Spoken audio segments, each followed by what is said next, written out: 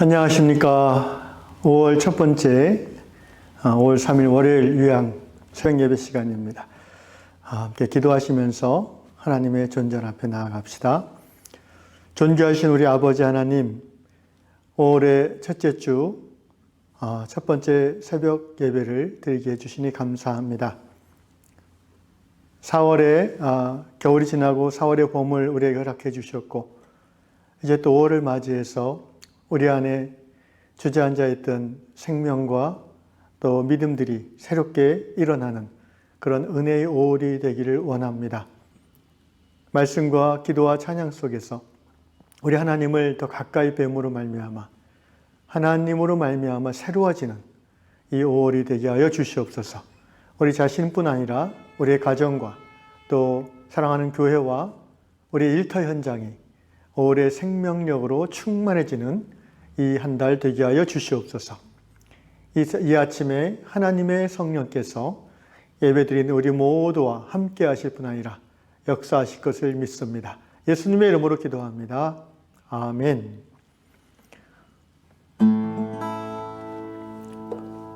함께 찬양하시겠습니다. 나의 안에 거하라 나는 내 하나님이니. 이 찬양으로 함께 하나님께 나아가십시오.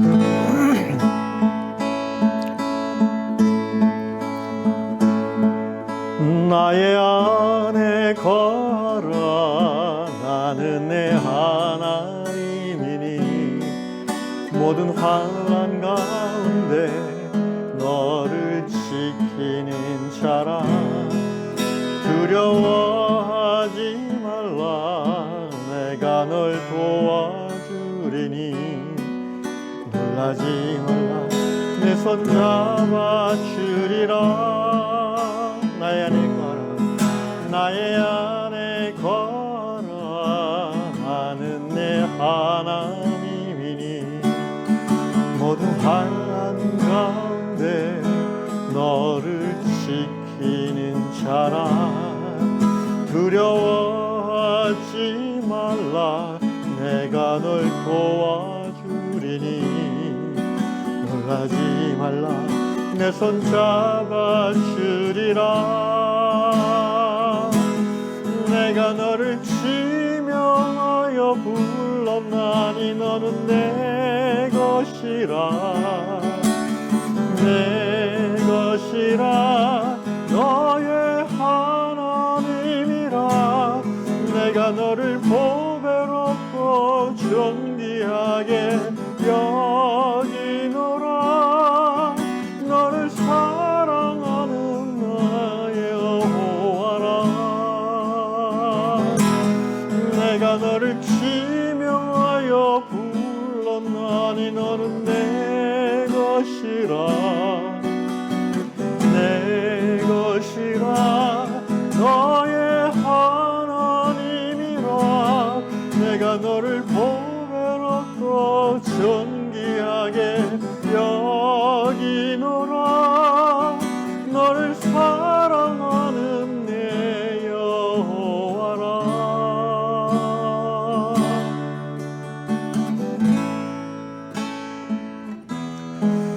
하나님, 우리 이 모습 이대로 사랑해 주셔서 감사합니다.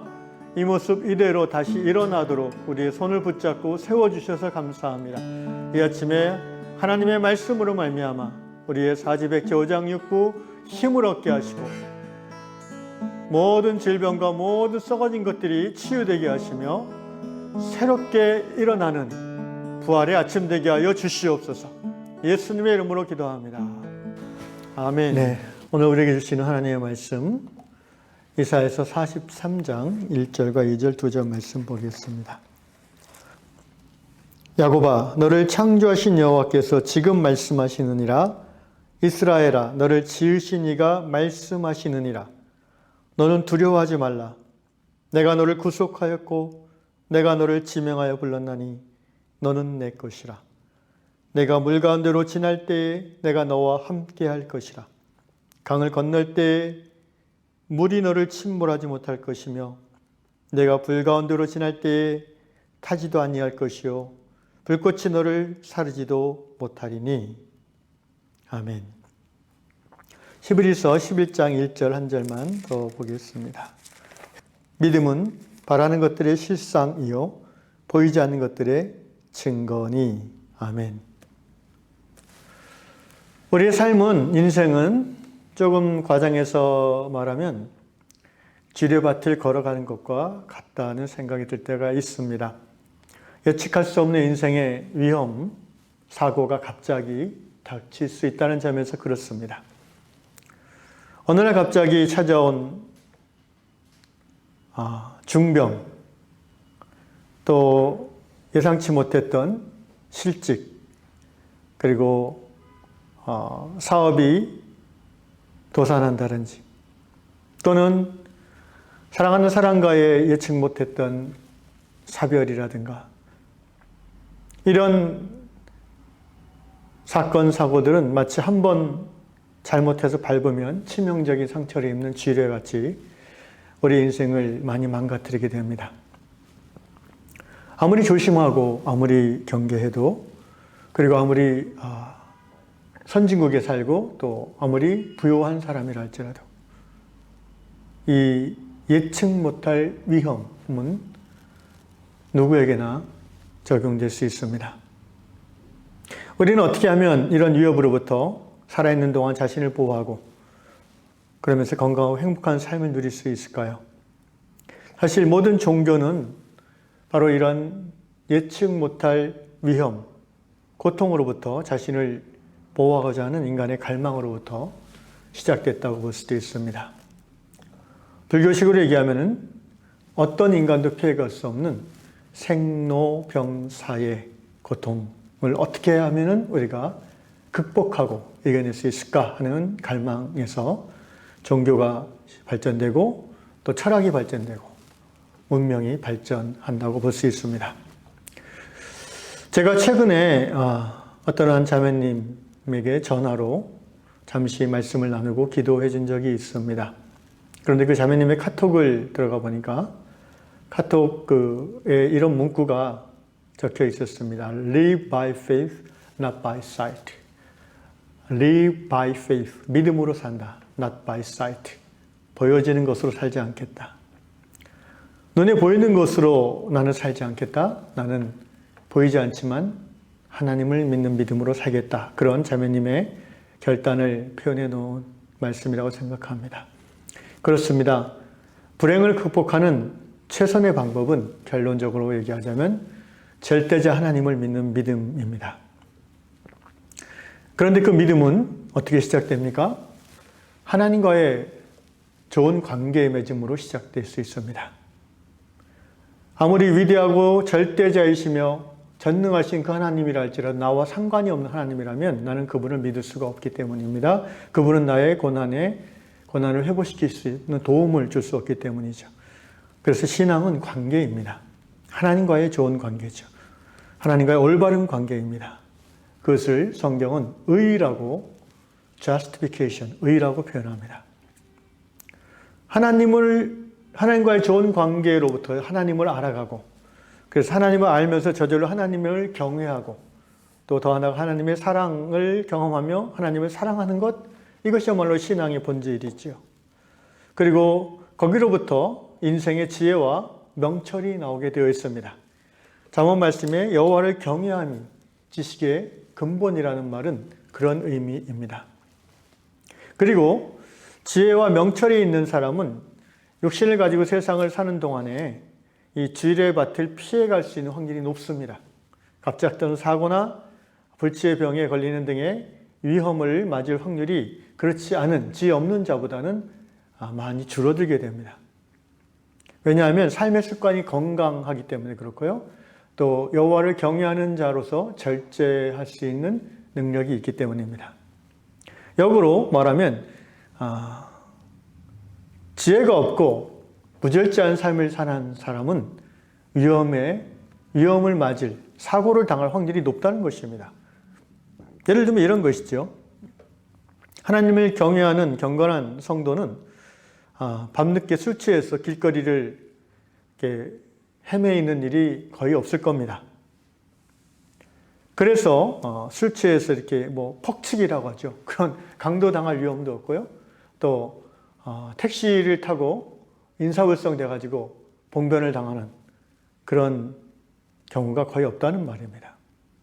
또 하나님을 경외함으로 지혜로운 자는, 절제가 가능한 사람은 관계도 아름답게 잘 유지해 나가는 힘이 있습니다. 그래서 어떤 부부간의 불화로 인한 이혼 등의 아픔을 겪을 가능성이 떨어집니다. 낮아지죠. 사업을 함에 있어도 마찬가지입니다. 하나님을 경외하는 지혜로운 사람들은 이처럼 모든 인생의 어려운 길을 걸어가면서 아무래도 지혜 없는, 하나님을 모르는 사람들보다는 사고나 위험을 당할 확률이 줄어든다는 것은 분명합니다. 그것은 신앙을 떠나서도 자연스럽게 이해될 수 있는 부분이죠. 문제는 하나님을 경외하는 성도들에게도 갑작스러운 병이나 사고가 찾아올 확률이 적다는 거지 전혀 찾아오지 않는다는 것은 아닙니다. 인생을 사는 동안 완전한 안전은 보장받을 수 없다는 것입니다.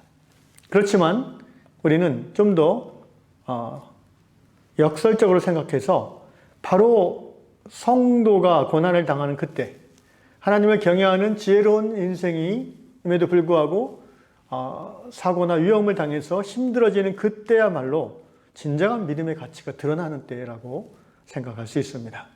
왜냐하면 진정한 믿음은 하나님을 의지함으로 모든 고통과 어려움을 이겨내는 힘을 주기 때문입니다.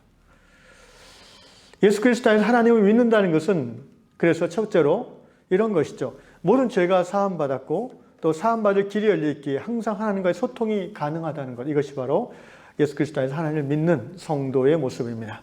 그런데 우리와 소통하신 하나님은 전능자이시며 창조자이십니다. 또한 He is the great counselor, 위대한 상담자가 되십니다. 그래서 성도라 할지라도 고난과 역경을 경험하고 당하지만 성도는 그 역경과 고난에 넘어지지 아니하고 굴하지 아니하고 포기하지 아니하고 하나님과 소통함으로 위대한 상담자이신 그분과 상의하고 그분을 통해서 힘과 위로를 얻음으로 그 고난과 고통을 반드시 이겨내는 성도가 되는 것입니다. 그러나 하나님을 모르는 지혜 없는 사람들은 자기의 의지와 경험과 능력과 사람의 도움만으로 그 고난을 이겨내고자 하기에 결국 포기하고 스스로 자기를 파괴하게 될 때가 많이 있습니다. 두 번째로 예수를 그리스도 안에서 하나님을 믿는다는 것은 내 삶의 주인이 나가 아니라 하나님임을 매 순간 인정하는 그것이 바로 그리스도 안에서 하나님을 경외하는 성도의 모습입니다. 내가 내 인생의 주인이 아니라 하나님이 내 인생의 주인이다. 곧 내 생명은 내 것이 아니라 누구 것? 하나님 것이다 라는 고백을 늘 실천하는 사람이죠. 오늘 이사야 43장 1절 하나님께서 이렇게 이사야를 통해서 이스라엘에게 말씀하십니다. 내가 너를 구속하였고 내가 너를 지명하여 불렀나니 너는 내 것이다. 사실 이 말씀은 제가 22살 때 처음 들은 하나님의 음성이었습니다. 저는 그때 대학생이었는데 교회를 다니면서도 거듭남의 확신이 없었고 또 여러 가지 청춘의 고민과 또 스스로의 어떤 뭐라고 할까요? 정확한 이유는 설명할 시간은 좀 없지만 어쨌든 제가 대학교 3학년 때인가 살고 싶지 않아진 적이 있었습니다. 그래서 약국을 돌아다니면서 수면제를 모아가지고 한 입에 털어 넣었던 적이 있어요. 저는 그 당시 상식이 매우 부족한 젊은이였던지 겨우 한 20알 정도 먹고 죽는 줄 알았습니다. 물론 죽을 수도 있지만 제 체중이나 이걸 생각했을 때 한 4, 50알은 먹었어야 되는 것 같습니다. 불행 중 다행이죠. 실컷 한 이틀인가 하루 반인가를 자고 깨어났습니다. 그때가 아마 겨울방학 때였는지 저희 어머니 아버님은 직장 생활하시느라고 저를 깨우지 않으셨던 것 같습니다. 아침에 나갈 때 항상 자고 있고 밤에 들어와도 자고 있으니까 그냥 놔두셨던 것 같아요. 거의 이틀 가까이를 자고 새벽에 어느 날 눈이 떠졌는데 그때 제가 느꼈던 그 지금도 기억나는 감각은 푸근하다라는 것입니다. 그러니까 자살하면 지옥에 왔다고 생각을 했는데 지옥도 이렇게 따뜻하고 푸근한 거 보니까 얼마나 한가? 뭐 이런 생각이 들면서 점점 의식이 들어오면서 자살에 실패했다라는 자각과 함께 이 양가 감정을 제가 그때 느꼈습니다. 실패했네. 또 하나는 살았다. 뭐 이런 감정이죠. 그 순간 제게 어떤 음성이 들렸습니다. 그때 그 음성은 뭔가 이렇게 사운드라기보다는 제 안에 소리 없이 들어오는 그런 의미였죠. 천장의 그 구석에 컴컴한 그 천정 거기서 어떤 존재가 저에게 이렇게 말했습니다. 너는 내 것이다 라고 말씀하셨습니다. 그러면서 네 생명이 내 건데 왜 네 마음대로 하냐. 꾸짖는 거죠. 그래서 제가 일어나가지고 침대에서 이렇게 무릎을 꿇고 잘못했습니다. 그렇게 고백했던 것 같아요. 그런데 잘못했습니다라고 고백하면서 제 안에 어떤 기쁨의 감정이 일어났습니다. 하나님이시다라는 감각이 들어온 것이죠. 그 이후에 제 삶에서 딱 한 가지 변화가 시작됐는데 그 변화는 지금까지도 유지되고 있습니다. 제가 그 사건 이후로 갑자기 인생이 도덕 윤리적으로 아주 좋아졌다든지 정말 거듭난 성도답게 그런 삶으로 바뀐 건 아닌데 한 가지 지금까지도 그때 제가 얻은 변화가 유지되는 것이 있는데 그건 뭐냐면은 어떤 상황에서도 어떤 고통과 힘든 속에서도 제가 제 인생을 스스로 포기할 생각을 안 하게 되었다는 것입니다. 왜냐하면 내 목숨이 내 것이 아니라 주님의 것임을 그 순간 깨달았기 때문입니다. 그리고 이 깨달음과 이 고백은 주님 앞에 가는 그날까지 변하지 않을 것입니다. 그렇습니다. 예수 그리스도 안에서 하나님을 경외하고 신앙생활을 한다는 것은 나의 생명이 나의 것이 아니라 주님의 것이라는 것을 고백하는 것입니다. 그렇기 때문에 우리 성도는 그 목숨, 그 죽음에 붙잡혀 있지 않을 수 있습니다. 죽음을 초월할 수 있는 것이 신앙이라는 것이죠. 무슨 말이냐면은 하나님이 내 인생의 내 목숨의 주인이기 때문에 어떤 사탄 마귀도 내 생명을 가져갈 수 없다는 것을 고백할 수 있습니다. 더 나아가서 하나님이 내 생명을 원하신다면 기꺼이 하나님 앞에 나의 삶을 드릴 수 있다는 것, 생명을 드릴 수 있다는 것, 이것이 또한 진정한 신앙의 고백일 것입니다. 왜냐하면 본래 그분의 것이기 때문에 그분이 취하신다면 나는 아멘으로 드려야 되는 것이죠. 그래서 예수 그리스도 하나님을 믿는다는 것은 마지막으로 이런 것입니다. 인간에게 주어진 그 최대의 한계 상황, 죽음조차도 이겨내는다는 것이죠. 육신의 죽음이 존재의 끝이 아님을 깨닫고 육신의 끝은 새로운 존재로서의 삶의 시작인 것이 확신되어지는 그것이 바로 진정한 신앙입니다. 그래서 마지막 죽음의 순간, 그 고통의 순간에도 오히려 기뻐하며 오히려 소망에 가득 차서 내 주 하나님의 얼굴을 배웠구나라고 유언하고 갈 수 있다는 것입니다. 실제 그렇게 생명의 마지막 순간을 신앙으로 충만해서 하나님 앞에 가신 분들의 예가 우리 주위에 많이 있습니다. 예수님은 십자가 달리셔서 마지막 죽으실 때 이렇게 말씀하셨죠. 아버지여, 내 영혼을 아버지의 손에 의탁하나이다. 스테반 집사님도 복음을 증거하는 중에 유대인들에게 돌을 맞아 죽으면서 이렇게 말씀하셨습니다. 무릎을 꿇고 사도행전 7장 60절 크게 불러 이르되 주여 이 죄를 그들에게 돌리지 마옵소서 이 말을 하고 자니라. 사랑하는 형제자매 여러분, 믿음은 현실을 직시하고 받아들임과 동시에 현실에 묶이지 않고 현실 너머를 바라보는 것이 믿음입니다. 믿음은 하나님의 사랑 안에서 하나님을 사랑하기 때문에 현실 넘어 미래의 소망을 향해 살아갈 힘을 얻는 것입니다. 오늘 히브리서 11장 1절이 바로 그런 의미입니다. 믿음은 바라는 것들의 실상. 영어 NIV에는 Now faith is being sure of what we hope for. 우리가 소망하는 것, what we hope. 우리가 소망하는 것에 being sure of, 그 확실함이 현실이 아니라 faith, 믿음이라는 것. 믿음에 있다는 겁니다. 지금 내가 죽을 병에 걸렸다 할지라도 모든 삶의 나를 위해서 환경이 나로 하여금 소망이 없어지게 한다 할지라도 하나님이 나를 살리시겠다는 그 말씀이 내게 주어졌다면 나는 그 말씀을 믿는 믿음으로 마침내 살아난다는 것입니다. 죽음뿐 아니라 질병뿐 아니라 모든 인생의 사건과 고통과 어려움 속에서도 이 믿음은 역사하는 것이죠. 상황이 좋아지니까 괜찮아질 거야는 믿음이 없는 사람들도 할 수 있는 생각입니다. 진정한 믿음은 상황에 의존하지 않고 나를 사랑하시는 그 하나님을 의뢰하고 신뢰함으로부터 소망을 굳게 붙잡는 것입니다. 사랑하는 형제자매 여러분, 우리가 소망하는 것이 병으로부터의 완치이든 이혼의 아픔으로부터의 회복이든 또는 경제적 어려움에서 벗어난 넉넉한 자족의 삶을 사는 것이든 무엇이든지 간에 우리의 소망은 예수 안에서 이루어질 수 있는 줄로 믿습니다. 우리가 현실과 상황에 붙잡혀 있으면 소망은 이루어지지 않지만 현실 넘어 모든 것을 주관하시는 전능하신 그 하나님을 사랑함으로 바라보며 그 하나님을 믿음으로 소망한다면 우리의 소망은 그리스도 안에서 반드시 이루어질 줄로 믿습니다.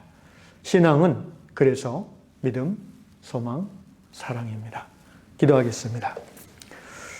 믿음은 바라는 것들의 실상이라고 우리에게 오늘 아침에 말씀해 주신 하나님을 찬양하며 감사를 드립니다. 주여, 상황과 형편을 바라보며 절망하고 좌절함으로 포기했던 우리의 불신앙을 용서하여 주시옵소서. 이제 이 아침에 하나님의 말씀이 우리의 심령에 각인되었사오매 주여, 우리가 우리의 상황과 형편에 일희일비하는 불신앙의 사람들이 되지 않고 진정 상황이 절망적이고 광야와 사막같이 보인다 할지라도 광야에 길을 내시며 사막에 강을 흘려보내시는 전능하신 하나님을 의지하는 믿음으로 말미암아 소망 안에서 오늘도 회복하는 저희가 되게 하여 주시옵소서. 주여, 우리가 예수 그리스도 주님을 믿사옵나이다. 예수님의 이름으로 기도합니다. 아멘. 하늘에 계신 우리 아버지의 이름을 거룩하게 하시며 아버지의 나라가 오게 하시며 아버지의 뜻이 하늘에서와 같이 땅에서도 이루어지게 하소서.